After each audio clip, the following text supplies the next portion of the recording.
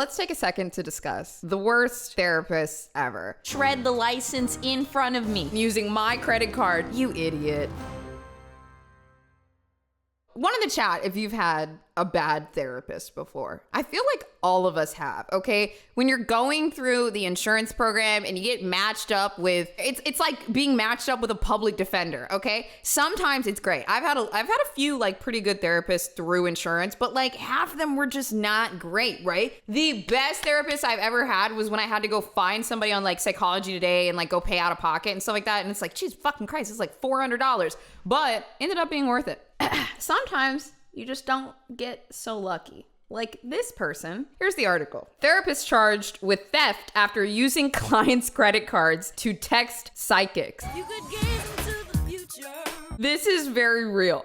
Okay, let's see what this says. 32-year-old Ashley Crooks was charged with theft by deception and unlawful use of credit cards after spending up to $40,000 in charges on psychic reading apps. You know what stresses me out the most about this? If I'm lost, I go to a therapist. If I'm really, really lost, maybe I'll go to a psychic. So when my therapist is going to a psychic and using my credit card, now we're lost, which I find to be incredibly upsetting. So the girl that talked about this experience, she said that the therapist had her license revoked after this scandal in April, but she was still practicing out of her home afterwards. The woman on TikTok also said that she had a mysterious charge to a psychic website in November that she disputed, got her money back, just kept on moving and kept going to the same therapist. Officials said the program would allow her to avoid criminal prosecution if she completed it successfully. Before giving up her license, she owned Counseling by the Sea, where she treated children, teens, and adults with mental health and substance abuse disorders. However, she developed her addiction once she started using the Sanctuary Ventures app to gain clarity.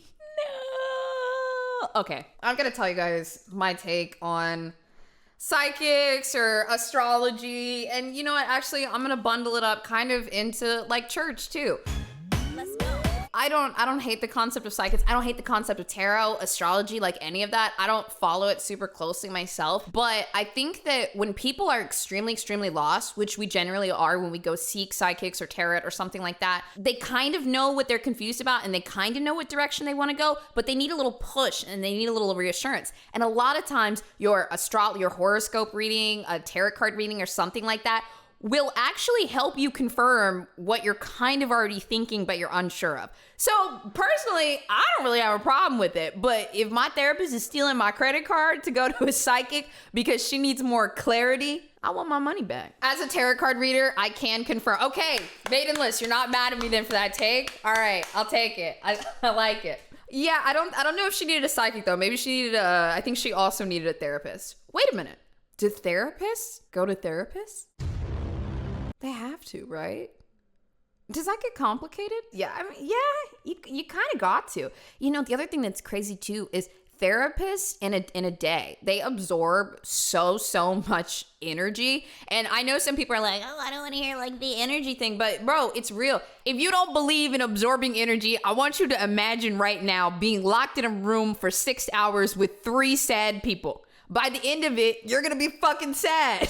Like, it's just real. So a lot of times therapists are sitting there going through these back-to-back 50-minute appointments with a little 10-minute break to maybe do some billing, some scheduling or something. And then they're thrown right back into an emotional roller coaster. Or perhaps a patient that isn't talking about their feelings, but the therapist knows exactly what's wrong and it's really annoying. Initially, Ashley used her credit cards on the app, but once she maxed them all out, Crooks started using her clients' cards. Man, that sounds like a gambling addiction. She explained to investigators that she didn't know how many of the cards she had used to fund her addiction. Sanctuary Ventures conducted its investigation and said Crooks used about 30 different cards within 2 months and 20 were declined. You're telling me the people ain't got no money, is she? Oh my God, she's literally stealing their billing information from their intake forms, putting in their credit card information. Like, oh my God. One of Crooks' clients found out about the credit card theft after she called the company on December 7th to dispute 2 charges on her MasterCard bill. Sanctuary later blocked that account, but Crooks said she created 4 more emails so she could continue to use the app. During an interview with investigators, Crook said she received a call from the company to confirm if her identity had been stolen. She explained that she didn't use the Gmail account associated with the app's account, and her clients' cards were encrypted, so she didn't know the numbers. Bullshit! Wow. You know, I was thinking about this the other day. I think that cybersecurity is something that we don't take that seriously online. You guys know when you get those emails that's like, your data has been leaked in so-and-so something or whatever. Like, you know, people buy those data lists and then they just have like all of your information. I truly think that if you want to live in the age of the internet, especially if you want to be a content creator or something like that, it is about to be a requirement now that your cybersecurity stuff is locked down. It's gonna be. It's just gotta be. Hold on. What? Sexually assaulting a client. That's right. Milton police arrested this woman, Mary Catherine Dennis, yesterday. She looks like she did it. King speaks with the alleged victim's mother. What? No. Mary Catherine Dennis is being held right here at the Fulton County Jail. The victim's mom said... That's a jail? That looks like a damn hotel, a little hospital hotel. That looks like that's the Fulton County Jail. They got private suites in there? Says she violated her family's trust and she violated her son. And it's wrong. Rhonda Duffy's son was a high school senior suffering from anxiety. Well, you know, in other words, he was scared. He was scared to go to college. Her son's school and their church recommended therapy. He needed help and he asked for help.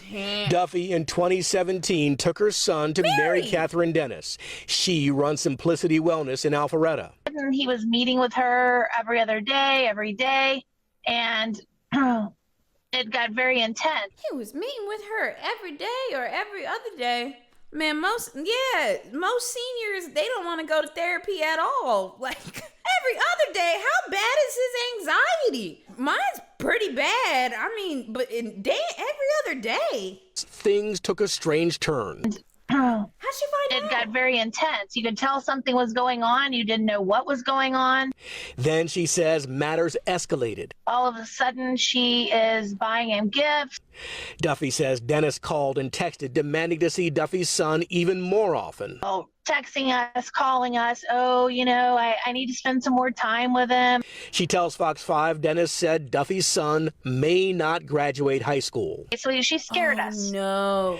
Duffy says, why do they keep putting her picture back on the screen like that, like a jump scare? Are y'all seeing that? Like every 2 seconds they told her he needed to leave his parents' home. She came over with some trash bags and they moved all of his stuff out and moved into her house. Duffy says her son broke off the relationship after 3 years in December 2019. She says he then told his mom the full story. That they had been in a sexual relationship. Milton police on Thursday arrested Dennis, accusing her of sexually assaulting the young man that December. I'm glad that some part of the system is starting to work. Dennis is charged with sexual assault by a practitioner of psychotherapy against a patient. Golden Kester says Dennis could be in danger of losing her license. Could be in danger. If that was my son, I want you to shred the license in front of me, physically and digitally. Delete the file. How can she keep her license? That's an incredible abuse of power. Wait, guys, let's see. I want to see if there's an update on this. When was this? August 5th. It just happened. There's no other update. What? Another one? Psychologist charged for alleged sexual relationship with a patient during therapy sessions. A 43-year-old clinical psychologist has been charged after she allegedly had a sexual relationship with her client, a vulnerable adult. The case that we just looked at a second ago, I mean, that's like really exploiting like a kid that is trying to lean on like an older woman for whatever reason. You know what I mean? It's incredible exploitation of a power dynamic. And then they're just emphasizing again here, when you're in that environment, you are incredibly vulnerable. The whole point of therapy is opening yourself up, and to have somebody just preying on you on the other side. Johanna Lee Lamb of Plymouth was charged with third-degree criminal sexual conduct during a psychotherapy session. She faces up to 15 years in prison and a $30,000 fine. According to the criminal complaint, she called police on August 5th claiming her patient had sexually assaulted her at her Minnetonka office. She told police the patient would say that they were having an affair. You idiot.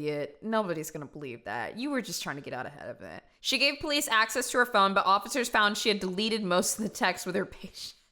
dumbass. Like, I don't want you to get away with it, but you're a fucking idiot. When officers spoke with the patient, he told the police he had a sexual relationship with Lamb, which happened during appointments over several months. Throw the license away. According to the charges, he showed officers text messages and audio recordings. He told the police he was charged $200 per session. Man, first of all, I would want her in jail and I want my money back. I didn't pay to be psychologically abused and taken advantage of.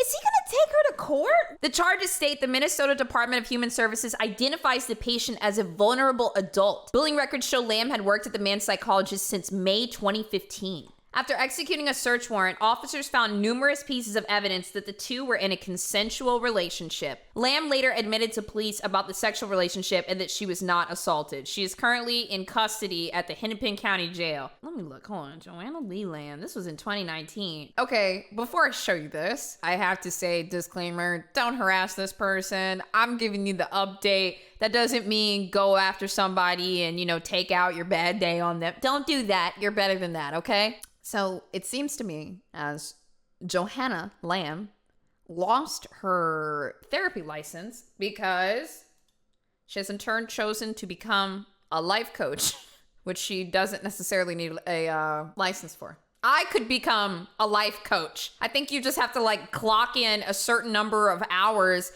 doing interpersonal communications with people, which she has in her history. So they probably got rid of her license. She can't practice anymore. And now she's a life coach. March 30th, 2022. Jesus Christ.